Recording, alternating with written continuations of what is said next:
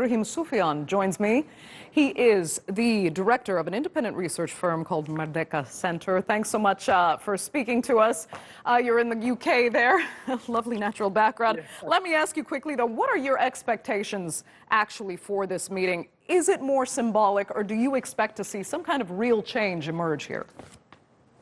Well, I think we are expecting to see some small but significant changes take place, largely because, it is being spearheaded by two of the most vocal leaders in the Muslim world, President Recep Tayyip Erdogan and also Prime Minister Dr. Mahathir, who have, I think, in the past been very solid in terms of voicing out concerns that affect Muslims around the world, and particularly in the areas where it's affected by conflict and also social injustice.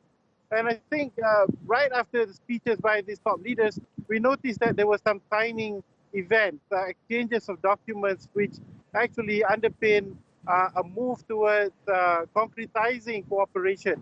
I think in some of the speeches, I think it's quite clear that there is a need to strengthen these countries, and particularly in the area of the economic sphere, so that they can become more independent and less dependent on other countries who influence their affairs.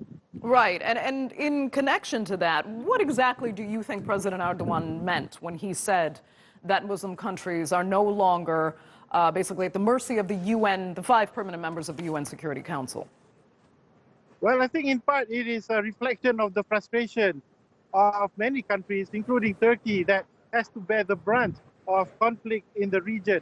Turkey itself is hosting millions, 4 million refugees who have escaped violence in Syria. And there are other countries around the region, Malaysia included, which is hosting several 100,000 Rohingya refugees.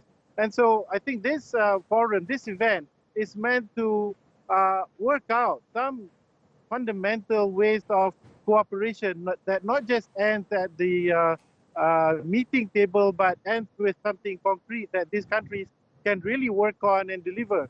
And I think in part, the wider message to the Muslim countries and the rest of the world is that they need to focus on building their economies and not spend on military defense, also in encouraging conflict in neighboring countries. Right.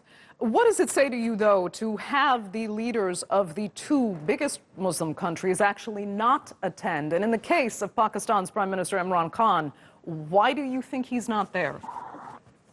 Well, I think the wider reporting in the media, hints at some pressure from other countries, particularly Saudi Arabia, that I think have, discouraged him from attending today's summit in Kuala Lumpur. That's one. And I think the other one is Indonesia, who may have other priorities that, do not want to be in the event today. So not so clear about what's going on there, but certainly it is symbolic of the problems that plague the Muslim world at large. Okay, Ibrahim Suffian joining us there. Thanks so much for your insight. Now,